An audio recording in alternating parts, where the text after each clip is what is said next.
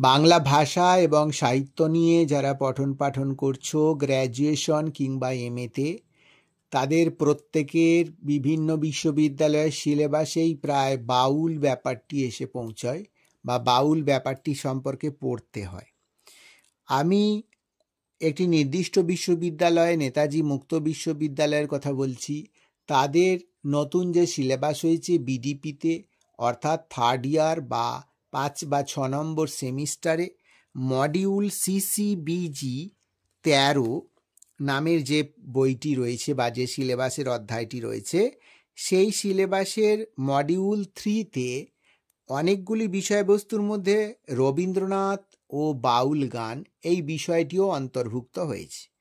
সেই প্রসঙ্গে ছেলেমেয়েরা অনেকটা বড় একটা অধ্যায় বা অনেকটা কঠিন বোধগম্যতার অতীত একটা বিষয়বস্তুকে বুঝতে অসুবিধায় পড়ছে বলে সেইটিকে সহজ সরল করে উত্তর লিখবার মতো বা মনে রাখবার মতো একটা বিষয় আলোচনা করব আমি এই ভিডিওর মধ্যে।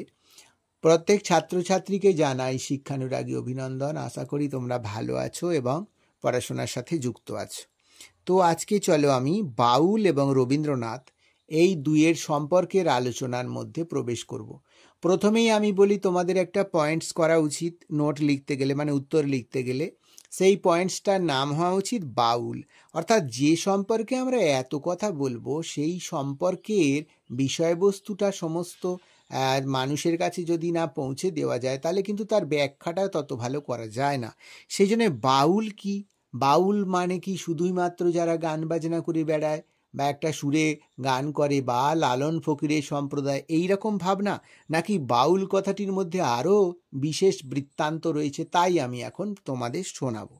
যদিও বা প্রত্যেকটা আমার আলোচনার মধ্যে হয়তো কিছু ধর্মীয় ব্যাপার স্যাপার এসে পড়বে, তোমরা প্রত্যেকেই মনে রেখো আমি শুধুমাত্র ছাত্রছাত্রীদের পঠন পাঠনের সুবিধার্থেই এই আলোচনা করছি। কোনো ধর্ম সম্প্রদায় আমি বিশেষ করে তার আলোচনা করব বা কোনো বিতর্কের মধ্যে আমি এখানে প্রবেশ করতে চাই না।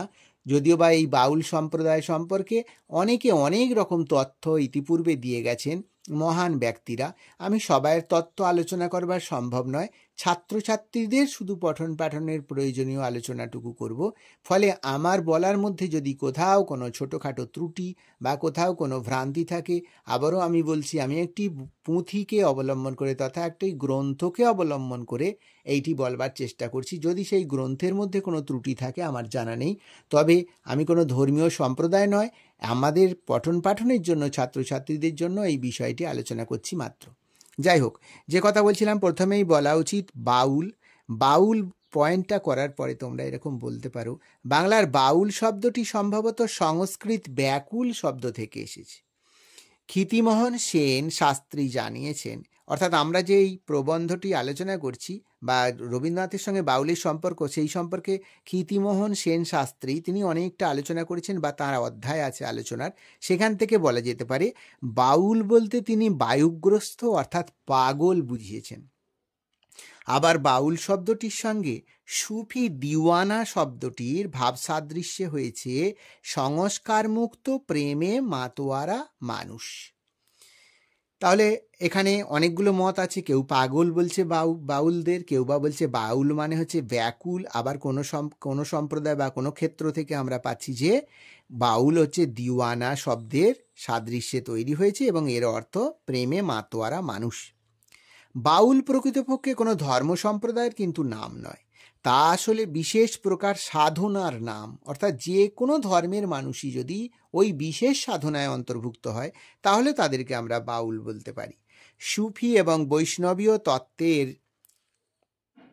দ্বিবিধ ধারা, মানে সুফি এবং বৈষ্ণব এই দুয়ের ধারার সংমিশ্রণে তৈরি হয়েছে বা জন্ম নিয়েছে এই বাউল তত্ত্বটি।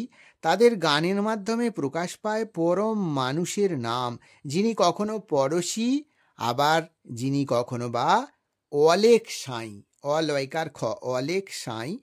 তাই লালন বলেছেন তার গানের মধ্যে দিয়ে, আমি একদিনও না দেখলাম তারে, আমার বাড়ির কাছে আরসি নগর, সে এক পরশী বসত করে। অর্থাৎ লালন অনেক অনুসন্ধান করার চেষ্টা করেছেন, তিনি একদিনও তাকে দেখতে পাচ্ছেন না। কাকে? না তার গৃহ সংলগ্ন যে প্রতিবেশী রয়েছে সেই প্রতিবেশী তিনি আরশিনগরের মধ্যে, অর্থাৎ আমাদের হৃদয়টাকে তিনি আরশিনগর উল্লেখ করেছেন।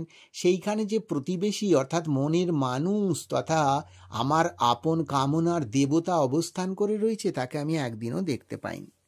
এর পরের পয়েন্টটা তোমরা করতে পারো উৎপত্তি। উৎপত্তিতে কি বলবে? সপ্তদশ শতকের দ্বিতীয়ার্ধ থেকে, মানে সপ্তদশ শতকের দ্বিতীয়ার্ধে মানে প্রায় প্রারম্ভিক পর্বে মুসলমান মাধব বিবি এবং আউল চাঁদকে এই মতের প্রবর্তক হিসেবে বাউলেরা স্বীকৃতি দেন। অর্থাৎ বাউলকে কারা জন্ম দিল? না এই মাধব বিবি এবং আউল চাঁদ। বাউল গানের প্রথম রচয়িতা আমরা সিরাজ সাঁই বলে এক ভদ্রলোককে পরিচিত করতে পারি। তিনি আমানত উল্লাহ শাহের কাছ থেকে বাউল ফকিরি মত বা দীক্ষা করেন। তাহলে আমরা দেখছি বাউলের সূত্র ধরে কোথায় যাচ্ছি? প্রথম নাকি বাউলের যিনি গান রচনা করেছিলেন তার নাম সিরাজ সাঁই, তিনি আবার কোথা থেকে শিষ্যত্ব পেয়েছিলেন? না আমানত উল্লাহ শাহ তার কাছ থেকে শিষ্যত্ব পেয়েছিলেন।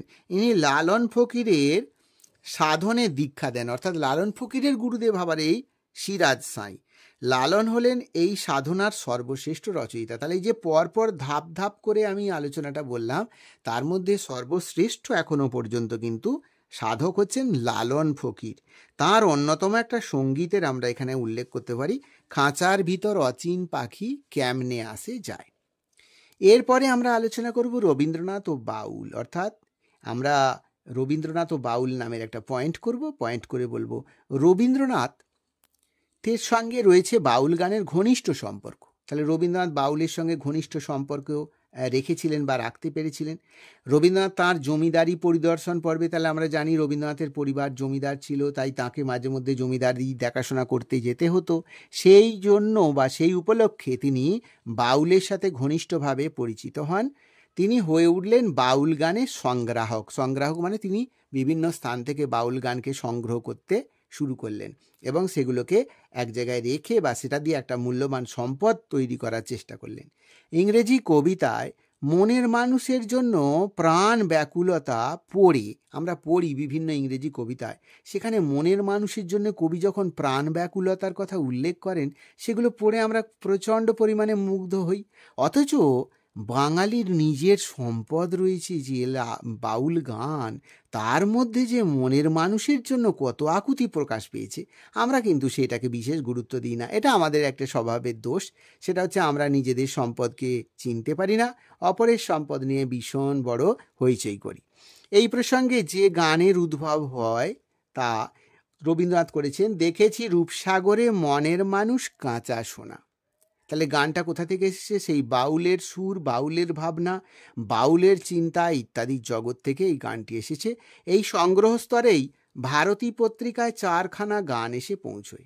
তাহলে রবীন্দ্রনাথ এভাবে সংগ্রহ করতেন সেগুলোকে এবং নিজের আয়ত্তভূত যে পত্রিকাগুলো ছিল সেগুলোতে তিনি সেগুলোকে ছাপাবার সুযোগ দিতেন বা প্রকাশ করতেন জনসাধারণের কাছে সেগুলো পৌঁছে যাওয়ার জন্য। তেমনি আমরা দেখেছি ভারতী পত্রিকায় এই পর্বে 4খানি বাউল গান এসেছিল।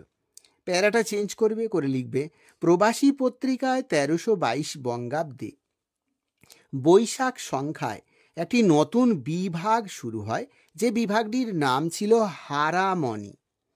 সেই বিভাগটাতে উক্ত সংখ্যার উক্ত বিভাগে গগন হর করার একখানি গান আমি কোথায় পাবো তারে, এই গানটি ওখানে প্রকাশ পায়। কবে? 1322 বৈশাখ সংখ্যায়। এই বঙ্গাব্দেরই আবার আশ্বিন মাসে, মানে আশ্বিনের সংখ্যায়, এই বঙ্গাব্দ মানে 1322 আশ্বিনের সংখ্যায় রবীন্দ্রনাথ সংগৃহীত 6টি গান মুদ্রিত হয়। মানে এই পত্রিকায় 6খানা গান প্রকাশ পায়। রবীন্দ্র ভবনে লালন গীতির অনুলিপি করা 2টি খাতা এখনো বর্তমান রয়েছে। এর কোনো পৃষ্ঠায় রবীন্দ্রনাথের হাতের লেখা বা হস্তাক্ষরও কিন্তু আমরা দেখতে পাই। রবীন্দ্রনাথের কথায় বিশ্ব দেবতা আছেন, জীবন দেবতা বিশেষভাবে জীবনের আসনে, হৃদয়ে হৃদয়ে তাঁর পীঠস্থান, বাউল তাকেই বলেছে মনের মানুষ। তাহলে রবীন্দ্রনাথ এখানে একটা ব্যাখ্যা দিয়ে গেছেন, সেই কথাটাকে আমি তুললাম। কি না, রবীন্দ্রনাথ বলেছেন যে বাউল কে, কোথা থেকে এলো, সেই প্রসঙ্গে রবীন্দ্রনাথ বলেছেন যে বিশ্ব দেবতা আছেন, জীবন দেবতা বিশেষভাবে জীবনের আসনে রয়েছেন, হৃদয়ে হৃদয়ে তাঁর পীঠস্থান, অর্থাৎ আমাদের হৃদয়ে সেই দেবতার অবস্থান, তিনি সেখানে আমাদের এখানে উপস্থিত রয়েছেন। বাউল তাকেই বলেছে মনের মানুষ। তাহলে কাকে মনের মানুষ বলেছে? আমাদের হৃদয়ের মধ্যে যে দেবতা রয়েছে, যিনি অধিষ্ঠান করছেন, তাকেই বাউলরা বলেছে মনের মানুষ। তো এই মনের মানুষ সর্বমানুষের জীবন দেবতার কথা বলবার চেষ্টা করেছি। রবীন্দ্রনাথ এই প্রসঙ্গে বলেন, আমি সর্বমানুষের জীবন দেবতার কথা বলবার চেষ্টা করছি, অর্থাৎ সকল মানুষ কোনো না কোনো বিশ্বাসে, কোনো না কোনো আলেখ্য নিয়ে জীবনধারাকে বাঁচিয়ে চলে, সেইটাই তার কাছে মনের মানুষ, সেটাই তার কাছে দেবতা। তাকে যদি তিনি খুঁজে পান, তার যদি তিনি স্পর্শ পান, তাহলে সেই মানুষের আর দুঃখ দুর্দশা থাকে না, সেই মানুষের আর সাধন ভজন অন্য কিছুভাবে করার প্রয়োজন হয় না। সে এইভাবেই বাউলের ধারা মতে, বাউলের মনের মানুষের অনুসন্ধানেই জীবনটাকে সুন্দর করে আগিয়ে নিয়ে যেতে পারে। তো এই প্রসঙ্গে আরও আমি এখানে বলবো লিখতে তোমাদেরকে, রবীন্দ্রনাথ দি রিলিজিয়ন অফ ম্যান এইখানে এই বক্তৃতাগুলি করেছিলেন। অর্থাৎ রিলিজিয়ন অফ ম্যান নামে তাকে যে কিছু বক্তৃতা করতে হয়েছিল বিদেশে, সেখানে তিনি এইগুলোকে বলেছিলেন। বঙ্গভঙ্গের সময় যে গানগুলি রবীন্দ্রনাথ রচনা করলেন তা হলো বাউল গানের সুরে। তাহলে বাউল কোথায় কোথায় রবীন্দ্রনাথ স্থান দিয়েছেন বা স্থাপন করেছেন লক্ষ্য রাখবে। বাউল গান শুধুমাত্র বাউলদের কণ্ঠেই নয়, রবীন্দ্রনাথ নিয়ে এসে সেটার ব্যাপক প্রচলন, ব্যাপক ব্যবহার এবং মানুষের দ্বারে দ্বারে, মানুষের মনে মনে ছড়িয়ে দেবার প্রচণ্ড অভিপ্রায়ে তিনি কাজ করেছেন। সেই প্রসঙ্গে বলা হচ্ছে যে তিনি বঙ্গভঙ্গের সময় যে দেশাত্মবোধক গানগুলো করেছিলেন সেখানেও কিন্তু বাউলের সুর ছিল। যেমন আমার সোনার বাংলা, একটা গান আমরা জানি, আমি তোমায় ভালোবাসি, এই গানটার মধ্যে বাউলের সুর ছিল। এবং ও আমার দেশের মাটি, এর মধ্যে বাউলের সুর ছিল। আরও রবীন্দ্রনাথের বেশ কতগুলো গানের মধ্যে বাউলের একটা স্পর্শ আমরা দেখেছি। এছাড়া খেয়া কাব্যের ঘাটে নামক কবিতার শিরোনামের নিচে বাউলের সুর কথাটি রবীন্দ্রনাথ লিখেছিলেন। এছাড়া গোরা উপন্যাসে, শারদোৎসব, শেষ রক্ষা প্রভৃতি নাটকেও বাউলের প্রভাব পরিলক্ষিত হয়। একদম সংক্ষিপ্ত করে বলতে গেলে হয়তো আরও অনেক কিছুই বলতে থাকার প্রয়োজন ছিল, কিন্তু সময়সীমা যেহেতু কম এবং যেহেতু তোমরা একটা পরীক্ষার প্রশ্নের উত্তরের মধ্যে এদিকে সম্পূর্ণ স্থান দিতে চেষ্টা করবে, তাই এর থেকে বেশি আর উদাহরণ বা বিবৃতি দিতে গেলে বড্ড বেশি বড় হয়ে যায় বা তোমাদের এখতিয়ারের বাইরে চলে যায়। সেই জন্য মূল বিষয়গুলিকে আমি স্পর্শ করিয়ে এবং সাজিয়ে তোমাদের প্রয়োজনের মতো করে উত্তরটিকে তৈরি করে দিলাম। আশা করি তোমরা এটিকে প্রস্তুত করতে পারবে এবং বার কয়েক শুনলেই তোমরা পরীক্ষায় লেখাবার জন্য যোগ্যতা অর্জন করবে।